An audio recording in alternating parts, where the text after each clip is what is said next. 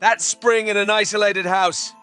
Victor is in the kitchen with his brother, Luther. Victor asks Luther for a bite of the pie he's eating. Luther tells him that he doesn't have to. It's his birthday. The pie's all his. Enraged, Victor leaps at Luther. As he does, Luther calls out to his ma, while Luther's mom walks in. She tells them that if the two of them don't stop acting up, Pa will be hearing about this. Walking into the kitchen, Ma is mortified when she witnesses Victor sitting on the ground eating a piece of pie while his brother Luther lies dead next to him. Victor simply states, "Oh, Ma, we were only playing."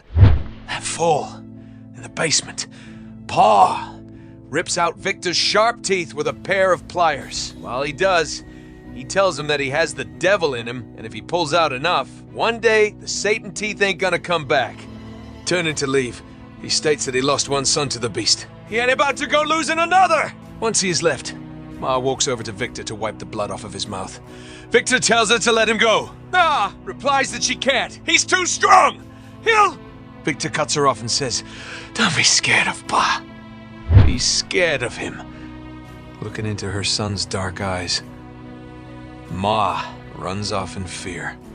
The next spring, Victor is another year older and is chained up in the basement with a cloth around his mouth. After struggling against his bonds, Victor breaks one of the chains free. As he continues to pull against his other chain, Victor discovers that it's not going to come loose. Eventually, Victor breaks free and escapes the basement and makes his way to the kitchen where his ma and pa are.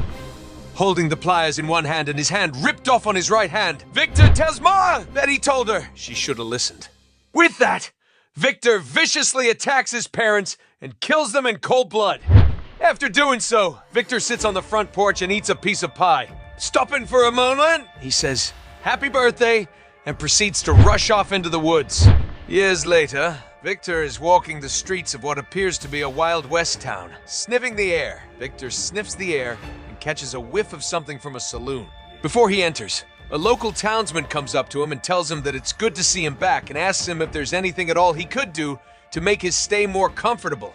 Tossing his fur at the man, Victor tells him to hold it. Entering the saloon, Victor sees a man inside the saloon fighting the men inside. Smiling, Victor joins the battle.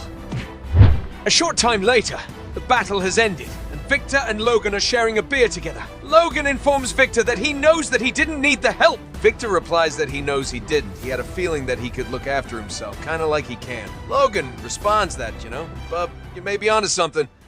Logan then asks Victor what it was to him. "Playing?" Victor says, "Nah, that was just him taking a little exercise. His playing don't look like no one else's. He'll know when he starts playing." Victor then asks Logan what started the fight.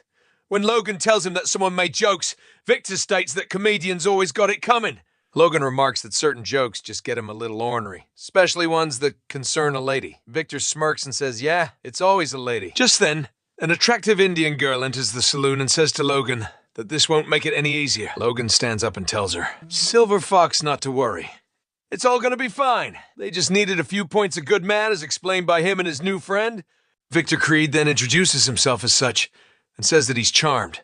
Putting his arm around Silver Fox, Logan tells Creed that he'll see him around, and that if a guy ever comes at him with a chair, he'll know who to call. Creed says to Logan that he reckons he does, and warns him to be careful. She's a real pretty one. She'll make him feel bad eventually. They always do. Months later, Logan walks into the saloon, carrying a dead silver fox in his arms. Drinking at the bar, Creed tells him that he told him so and happy birthday. With that, the rage builds up in Logan, and a brutal, vicious battle begins between Creed and Logan. Over time, Creed is the victor and stands alone. Many years later, Victor Creed is in the office of a young lady. She proceeds to ask him her one last question. The work will be regularly as black as any CIA-affiliated op gets. Is he absolutely certain that he doesn't have any moral issues? Creed replies that he has no morals at all. Shaking his hand, the lady tells him congratulations and welcome to Team X. They're honored to have him. His record is outstanding. When it comes to deniable operations, there's few who have a comparable resume. Creed tells her that. He's not going to deny. She then adds that it's lucky. Another successful candidate is in the building. It's probably best that they meet. They'll be spending a lot of time together. She then opens the door to her office and introduces Creed to. Before she can get out Logan's name, Logan proceeds to punch Creed in the jaw. As he gets up, Creed remarks to Logan that he was wondering where he got his licked self off to. He sees that he's still an uppity little fella and asks if he's come for his present early. Logan tells him that things have changed and continues to punch away at Creed. He was young and stupid back then. Responding back with a punch to Logan's jaw, Creed tells him, "Rot!" He then adds that Logan can change the other two all he likes, but the third ain't ever gonna go anywhere. At that moment, as the two of them battle, the young lady calls out for tranquilizers, nets, nerve gas, bazooka, and a tank if they can get it up the stairs. Standing next to a colleague, she mentions that this confirms suspicions that the two subjects share a personal history. Observing the two men take on the guards and still try to go after each other, the man states that it's probably a good idea they were planning on wiping their memories. 2 years and 2 mind wipes later, Logan, Creed, and Christoph Nord are enjoying some drinks at a local bar. Seeing Nord passed out, Creed remarks what else is new. Nord can't drink worth a damn. Clinking their glasses together, Logan tells him to play fair. He doesn't drink as well as they do. No one drinks as well as them. Down in their drinks, Creed says exactly, he can't drink worth a damn. Once they finish, Logan recalls earlier in the day when Creed saved him from being killed. He says to Creed that he was there, if he wasn't. Creed cuts him off and tells not to worry. That's what he's there for. He'll always be there for him. Now quit it. He's getting him all sentimental. Pouring another drink, Logan states that it's a good day and it's even his birthday. Creed asks, his birthday? They should celebrate properly, and proceeds to punch Logan across the face, picking himself up off the floor. Logan asks Creed what that was all about, punching him again. Creed tells him he has no idea. But doesn't it feel right? Some years later in West Berlin, Creed is in a bar. After he finishes telling the bartender he can have the bottle back after he's finished with it, and that he's celebrating, Logan walks in and yells his name. Logan proceeds to ask him, what in damnation's name's going through that dumb skull of his? Creed replies that he's thinking he's thirsty, and he's thinking of a drink. He should try it! Smacking the drink out of Creed's hand, Logan tells him that he's seen him do just about the craziest things. He's seen him shoot guys in the back, guys who weren't armed, guys who'd surrendered, torture people who've already given up all they know just to be sure. And it all slides off of him. How can he sit there? And Creed cuts him off and informs him that he's just at home with who he is. He should try it sometime. He'd feel better. Logan angrily tells him, "Damn it!" Janice Hollenbeck was the extraction target. That doesn't mean extracting his damn slugs from her body. Hey, Creed! Shot her for no good reason whatsoever. Creed calmly tells him, nope, he had his reasons. Only problem is, Logan! Little man can't work out what it is. Enraged, Logan slams Creed's head into the bar, picking his bloody face up off the bar. Creed mutters at last and proceeds to throw Logan face first down the bar.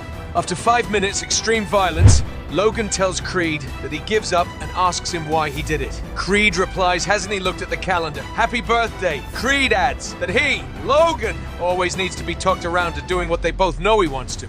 This time, he didn't need to wrestle with himself. It's just his little present. Looking at Creed, Logan tells him that Team X, everything, he's out, he's done. He then tells him to stay out of his way. As he walks out the door, Creed tells him that he'll see him in 12, bub. Around 10 birthdays later, Logan finds himself in another bar. The pretty barkeep asks him if she can do anything for the mysterious guy glooming up her bar stool. Logan tells her, yeah, and hands her a wad of bills. He then tells her to take it and disappear for the rest of the night. It's his birthday, and he's expecting some company. He'll need some privacy. The barkeep tells him, okay, and gets ready to leave. Thumbing through the money, she tells him that she was alone for her last birthday, and that's just no fun. Looking at her with a solemn look on his face, Logan tells her to hurry up. This isn't the sort of party you'd like to crash. Just then, Creed arrives, and they share pleasantries. Sitting down next to Logan, Creed asks him if he wants to skip the usual preliminaries and get straight down to seeing how many teeth he can fit down his throat. Logan tells him that he's not fighting him tonight. He's there because he liked him, Creed. Once, and he's stopping this. He should too. Hell, did ever think about giving this sadist thing a break? Creed replies by asking Logan if he ever thinks about giving it a real try. He'd like it. Both know he'd like it. Logan tells him he's wrong. He's over and goes to walk out the door. Creed tells him this is never over. The two of them will never stop fighting. Creed, Logan loves fighting. He just needs an excuse. Logan tells him that he's wrong, and there isn't a damn thing he can do to start him. Creed calmly asks Logan if he remembers Silver Fox. When Logan stops in his tracks, but doesn't turn around, Creed remarks that he thought not. He does though. She was real good. He then tells Logan that's all the excuse he's gonna need, and he knows he gave him plenty more, just because he's thorough like that. He was only saving time. He'd have done the same thing to that little girl eventually. It's in their blood. Enraged, Logan pops his adamantium claws. When he does, Creed tells him it's the most natural thing in the world. As they square off again, he says this ain't fighting. This ain't even killing.